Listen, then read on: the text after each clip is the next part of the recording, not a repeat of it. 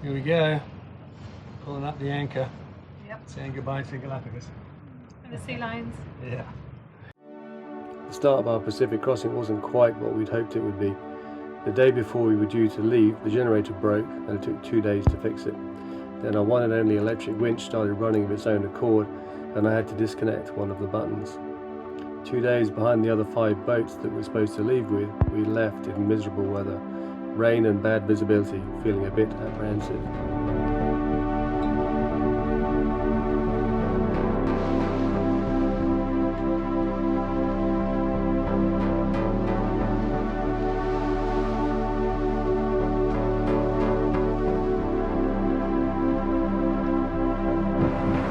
So it's the beginning of day 3 and yeah, it's a beautiful morning. Just having some breakfast at the moment, but this is the view.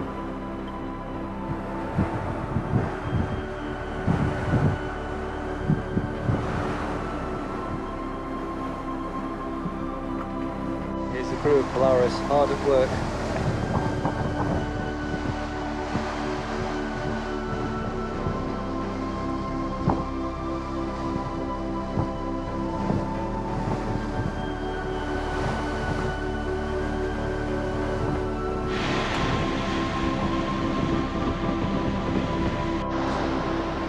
Conditions out here have been absolutely perfect for like over 24 hours. Perfect trade winds, 15 to 20 knots. Pretty wild. Pretty wild. We're doing 9 to 10 knots. Not sure if the camera really does it justice. You just see all those white caps. Perfect. Fluffy blue clouds. Whoa.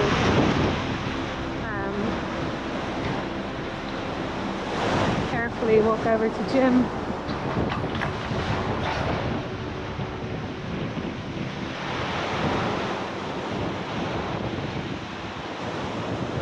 Just saying how perfect the conditions have been the last like 24 hours.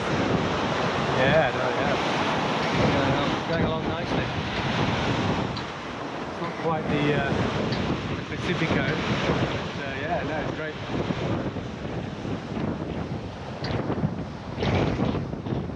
Reef in the main, a reef in the Genoa. So this is what we've got left of the main that we can use. So we had the first tear along one of those horizontal seams just below the first reef, and then so we pulled into the first reef. That was working fine, and then it turns out the line just above the second reef was, or just below the second reef, was going, so we now had to put 2 reefs in. And so yeah, it seems okay at the moment, but yeah, means we're not going very fast there.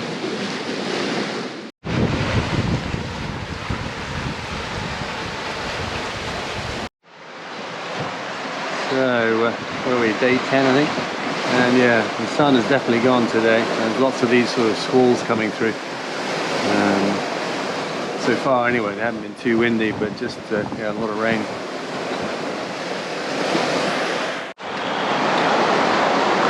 So as we're getting further west now, the wind is sort of turning in behind us, going sort of more easterly rather than southeasterly, so we're going to head pretty much straight downwind.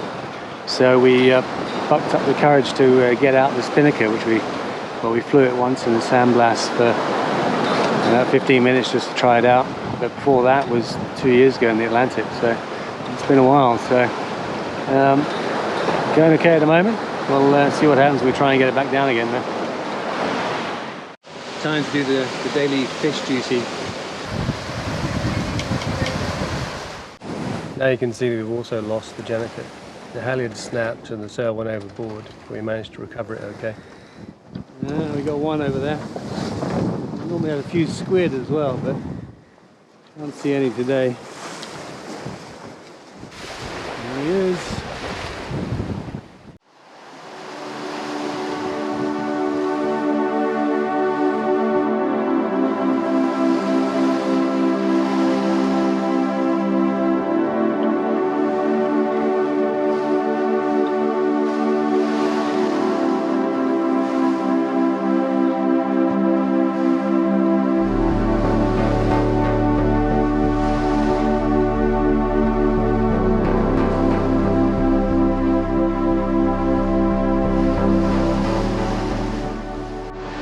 Here's Kate in her favourite position. This is where she spends most of the night time when she's on watch. And outside. And outside. You're moving fast right now. 7-8 knots, so pretty good. 5 days left. Yeah, not long until that post-passage beer now. I'm thinking about that. Definitely, and looking forward to putting a few beers in the fridge. Kate making some potato salad.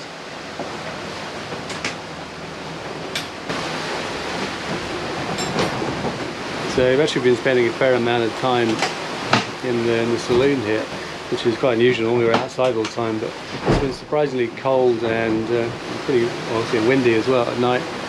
So we've been eating dinner inside. So the reason why we got the life raft out of the locker, that which it goes in the one just underneath, with all the banging and crashing of the waves underneath, it's actually been sort of pulling at the door underneath. When I opened it up, one of the metal sort of hinges attaching it was getting pulled off. So just as well we took it out, because actually if that had come away, then we would have lost the life raft out the bottom. And then behind it, that's the wooden bow seat. The reason why we got that here is because yesterday when we were flying the Spinnaker, it hooked, the Spinnaker sheet hooked around one corner of it and pulled it up, so it pulled all the screws out. So I'm gonna go try and fix that. This is the spot where I like to spend a lot of my watches. So it's comfortable, and you can see down the side of the boat here, so you can sort of well, at least get an idea where you're going. Not there's too many things to avoid out here. And then here we've got the instruments as well, so we can see what's going on, check our speed, the course, the wind angle and wind speed. And then the other good thing we got was this is a remote for the autopilot, so that you can sit here and actually steer the boat as well, which is really nice. So I don't know if you heard that bang, but that's probably been having us sleeping on board. At least I have. Kate seems to manage it right. Is that because we got the waves coming in at an angle like that behind us, but not directly behind. They come in and they seem to get sort of trapped between the hulls, and they slam up against the hull over there, and makes a hell of a noise. It doesn't sound too bad from here, but when you're inside, it's just it's a hell of a noise. You can actually feel the vibrations as well. So I've actually been sleeping over this side when I'm not on watch, because it doesn't happen on this side. It's only on the side, or downwind side of the boat.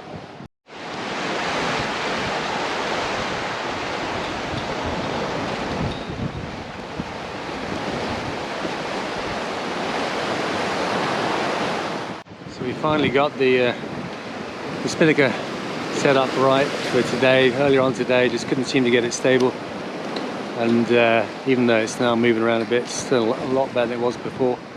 So yeah, we're going along pretty nicely, and yeah, just that hopefully just over 2 days to go.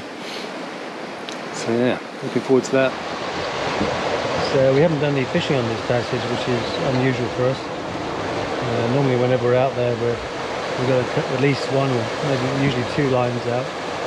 But I think with all the chaos at the beginning, the things breaking and being quite rough, didn't fancy it. Now things have calmed down, we probably should, but I don't know, we're just quite tired and not sure we'll be bothered. It seems we're getting close to Marquesas, then the likelihood of catching something is getting better, so maybe we should throw a line out tomorrow and just see what we get. Hey! So, the moment I've been waiting for 2 and a bit weeks. The beer is going in the fridge. It's Kate cooking up the, hopefully will be the final dinner on board before we arrive. Thankfully. Yeah. It's high grain curry, using all the end of the last vegetables. It looks good.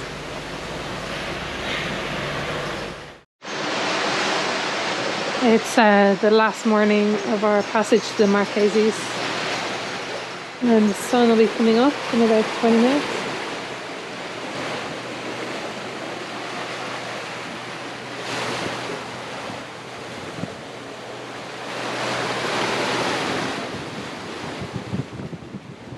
Beautiful morning.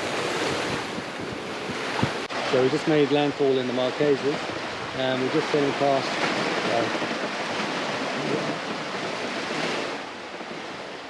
We've made landfall in the Marquesas, and we're just sailing past just on the port side, turning around. There it is. It's pretty dry actually. I wasn't expecting that. Apparently it's overrun with horses and goats that outnumber the people substantially. Anyway, so we're having at the moment, nice sort of gentle sail under the spinnaker, and at the moment we should be there about 3 p.m. this afternoon. And then just back there, as you can see them, that's our friends on Afriki. So they're just a couple of miles back. And yeah, so we should be getting there almost at the same time, which is pretty amazing. And then we've also got to friends Todd and Virginia, who we sailed around Greece with when we first started sailing back in 2019. And we haven't seen them since August 2019. And funny enough, they're doing a delivery of a boat, a big Lagoon 77 to Nukuhiva, where we're going. And they arrived this morning. So I mean, the chances of that happening are just incredible, really. We arrived yesterday afternoon at about 2:30, and we woke up to this. Unbelievable.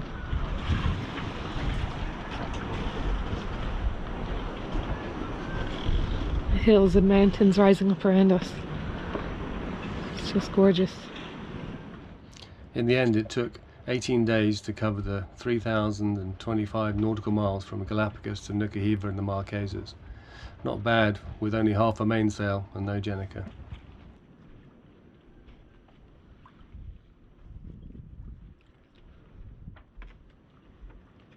Beautiful.